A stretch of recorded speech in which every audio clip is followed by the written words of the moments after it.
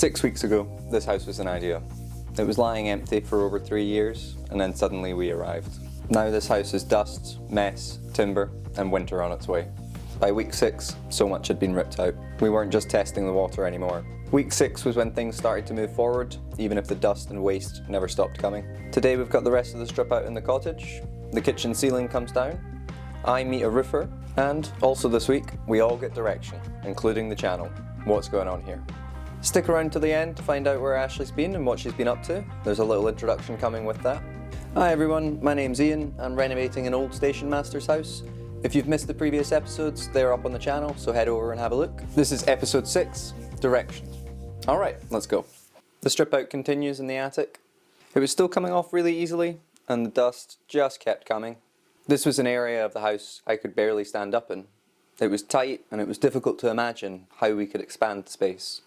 Now that the attic was completely open, the damp, thick air had cleared. We had removed all of the materials that were holding the dampness in. Now I could start to inspect things and maybe even put my mind at ease. The structure of the roof was visible.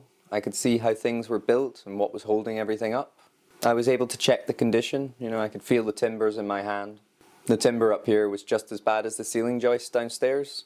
The woodworm was rampant and it had really chewed through quite a lot of the timber.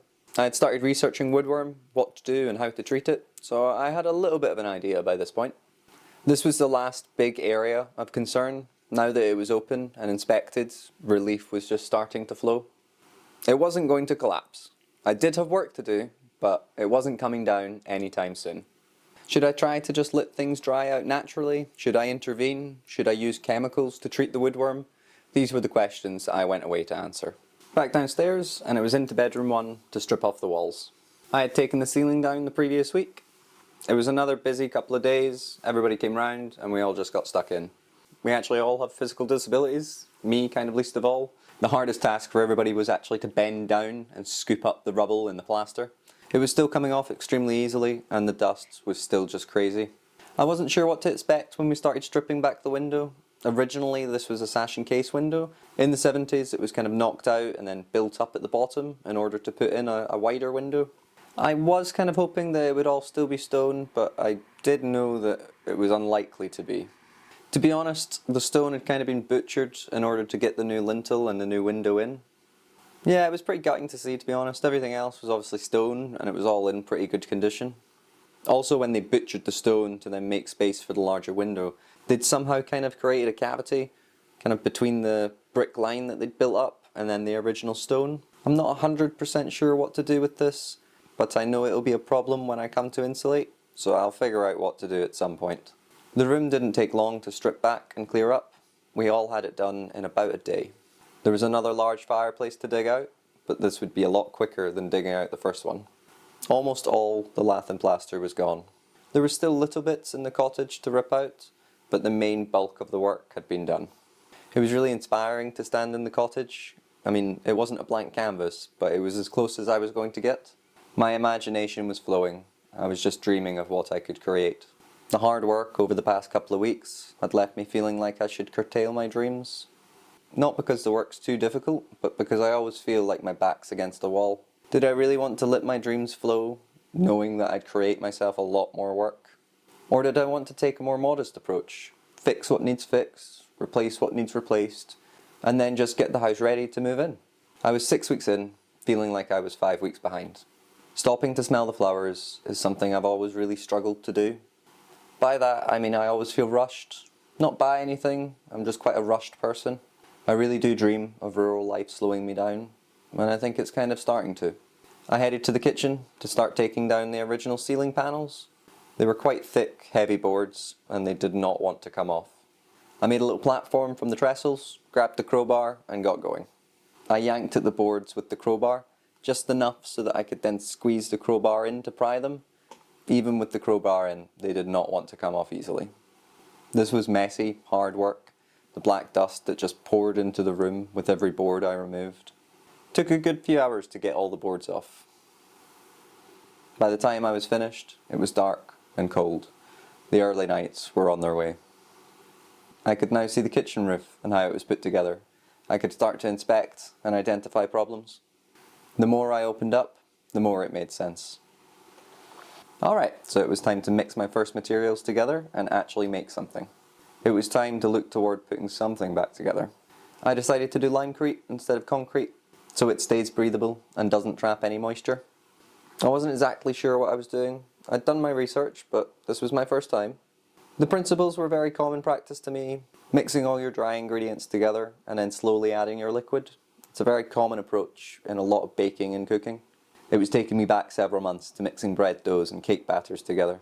I'd been advised, and I'd also read online, that it can be good to put a little bit of cement into the limecrete. This was just because the house was really damp and cold, and it was now starting to slip into the single digits. I had all my materials ready, so I started measuring and mixing. The weight of the limecrete was something that I hadn't really thought of. I mixed my dry ingredients, and then chucked everything into a big bucket, slowly added water, and mixed until it came together. It was very satisfying seeing it come together. Once it came together, I let it slack for about 5 minutes, essentially just allowing it to rest for 5 minutes. Then finally just a quick mix and it was ready. I then went to take the bucket over to the fireplace and pour it, but I could barely move it, it was that heavy. I ended up making a few smaller batches after I had learned my lesson. I made the first batches a little bit drier and the last batches a little bit wetter.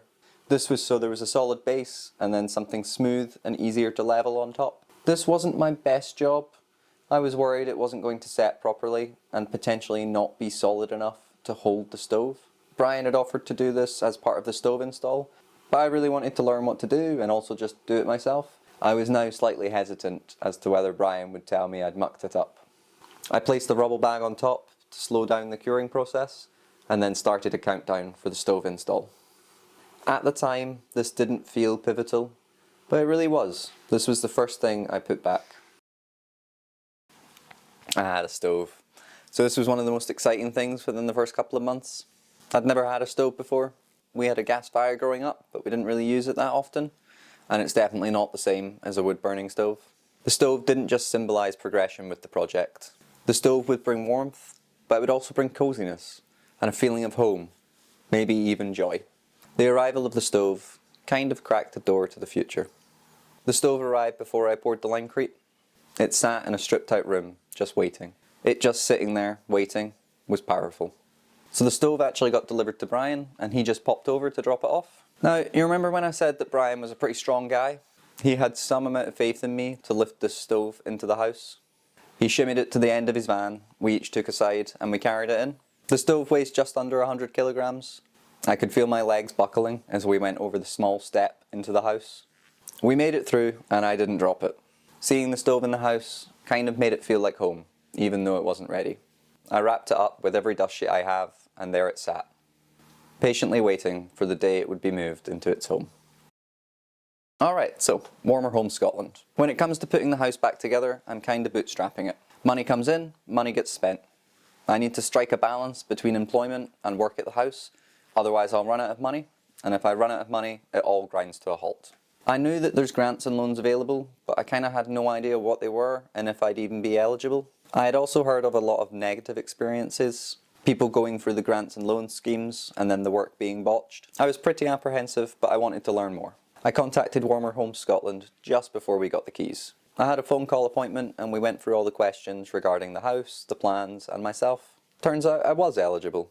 At the end of the phone call appointment, we scheduled for somebody to come out to the house. This week was when I met Jordan, the Warmer Home Scotland representative. We chatted away about insulation materials, renewable technology, and the grants and loans themselves. I'm kind of planning to discuss all this in a separate video, as there is quite a lot to unpack.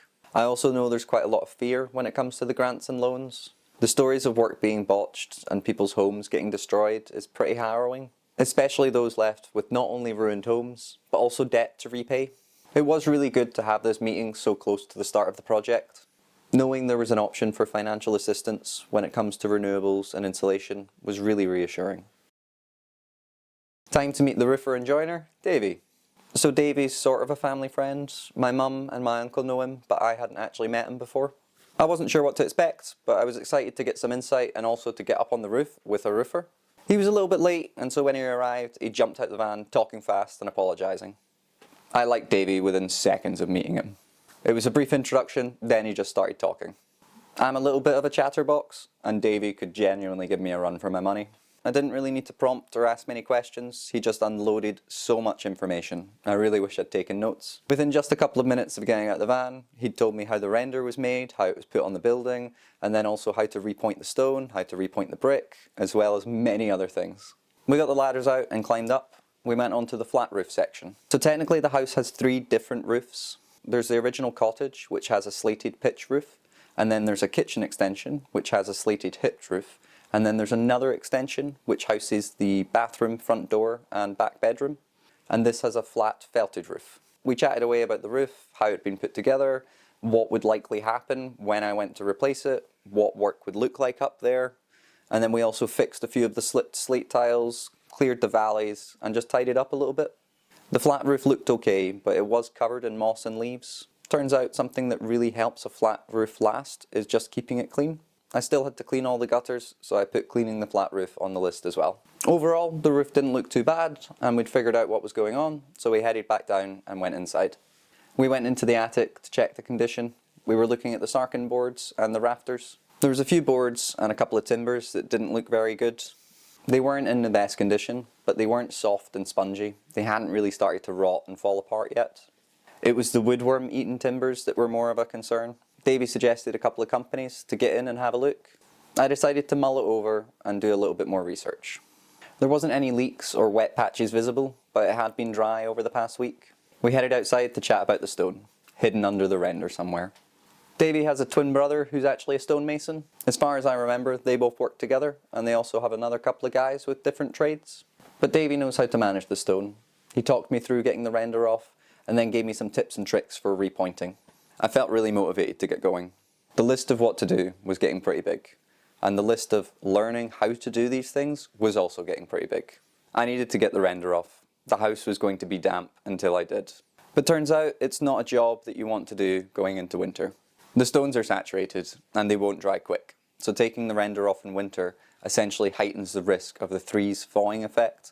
And then also I wouldn't be able to repoint the stones until spring. This was one of my biggest lessons from Davey, that the stone is very fickle when it comes to weather and seasons. I wasn't short of things to do, but I was really disappointed that the house would have to wait before it could start to heal. Week 6 was when we recorded our first full month since we got the keys. It was also noticeable just how much the weather had changed. We had just ticked over into November. The days were getting shorter and shorter, and the temperature had dropped. Working at the house, and then also working as a window cleaner, was slowly getting more difficult. I had heard that Pennycook gets twice as much snow as Edinburgh.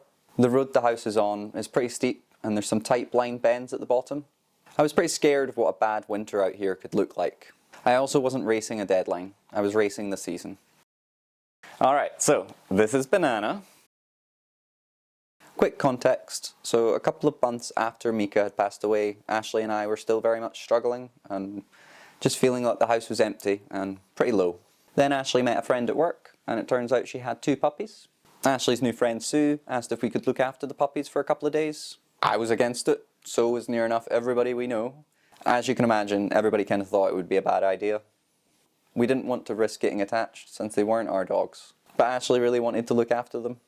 Suddenly, these 2 little monsters were just loose around our house. So this is little Simba, and this is Banana, formerly Nala. They're both Imperial Shih Tzus, which is why they're so small. I really tried to hold back, but they were just full of love. Banana was a little diva from the offset. She really just loved to dominate Simba. I mean, dragging him round by his ears, dragging him round by his tail, even just sitting on him and holding him still. I remember one Saturday we were looking after the puppies. I was still in bed and Ashley was up pottering about. Then suddenly I could hear her frantically panicking as she shouted, "Can you call her?" I panicked and forgotten what her name was, so I just shouted the first thing that came to mind, "Banana!" She came running. Ashley and I loved it, so then she became Banana, or Little Banan. After we got the keys to the house, Ashley and I were doing a lot of things together. I had more free time and free days, so I was there about twice as much as Ashley. I had discussed creating a YouTube channel with Ashley, and she was up for being part of it, but didn't really want to be that involved. She was quite happy to be a character in the videos and share our lives, but she didn't necessarily want to be a host. So Ashley's friend Sue was struggling to keep both of the puppies. You know, they are a lot. And Banana was a little diva. You know, she did kind of bully Simba quite a lot. Ashley had asked Sue kind of what her plans with the puppies were. Sue had suggested doing like a puppy share, but Ashley wasn't up for this, and neither was I, to be honest. Then at the end of October, Sue offered Ashley if she would like to take Banana full-time. We had a discussion about just how much this would change our lives. Ashley tends to look in the short term, and I look a little bit more in the long term, so we have our bases covered. I knew that taking Banana would dramatically change our lives and schedule. I really wasn't ready. The house had just been stripped back. I was working a tiring physical job. Ashley was struggling too. We both had a lot on our plates. I was worried for what this meant for time at the house working. I knew that if we went for this, I would kind of spend most of winter by myself at the house. It really wasn't safe for a puppy at the house. Between the cold, the mess, the dust, it really wasn't a place that Banana could come. But you know, like Ashley kind of phrased it as a question to me, but I wasn't going to say no. That's not really the kind of relationship Ashley and I have. Instead, we both just try to communicate quite directly. And you know, sometimes you'll say something to somebody thinking that they really need to hear it, but not understanding that you really need to hear it. I said something along the lines of, I need you to slow down and really think about how much this is going to change our lives. Turns out I needed to hear that as well.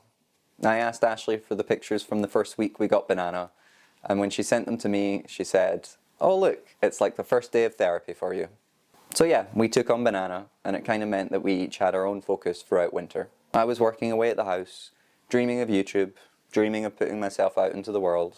Ashley was working at the college and found a lot of purpose in looking after all of us. She was gutted not to be part of the house as much, and I was gutted not to have her there. It was pretty rough working at the house throughout winter, but it meant I could kind of throw myself into the task and then come home and get looked after a little bit. Alright, if you're still here, thank you so much for watching. So today's episode is all about direction, and I thought it would be a good idea to give the channel some direction and talk about where we're going and what we're up to. First off, thank you for everybody who's engaging and following the journey. I'm still pretty shocked at how fast everything's grown, and I'm also finding it overwhelming still. So yeah, it's a bit of a new experience for me. Definitely moved out of my comfort zone with all of this, but it's starting to kind of take shape and feel a bit more comfortable. So I'm running about 5 months behind. The episode today was the last week of October, sort of first few days of November, and it's first week of March 2026 just now. I am planning to close that gap slowly as we move forward. So alongside the weekly episodes, I'm working on some featured videos, which will just be a little bit more in-depth regarding certain subjects that are important to the project here. So in the grand scheme of things, I am really just starting out. I have some really big dreams and goals for the YouTube channel here. I don't have much experience with filming and editing, so I'm slowly getting there. The content might be a little bit up and down as I kind of find my style and also learn new ways of editing and working. I am pretty exhausted and spread very thin, but hey, it's March. Life is flourishing, the light nights are on their way, my energy is coming back, I'm shaking off the winter blues, and I'm so ready to get going. So as you can all imagine, it's a big dream to be able to do this full time. I'm still incredibly shocked and also incredibly grateful at the growth of the channel. And so I've been able to monetize the videos, and alongside that, today I'm going to launch memberships. I don't plan on doing anything extra right now, and I'm not ever going to hide any of the content behind a paywall. But for anybody that's enjoying what's going on and wants to just support what they see, feel free to join. It'd be really appreciated. Remember to like and subscribe, it really helps the channel and the videos. Next time, the strip out continues. I'm really thinking about plans and what I would actually like to do with the property. The stove install gets ever closer. My research was done, and I had made a decision about what to do with the woodworm. Also, as winter creeps in, so does fatigue and exhaustion. I hope you've enjoyed today's episode. Alright, cheers. All the best, and I'll see you in the next one.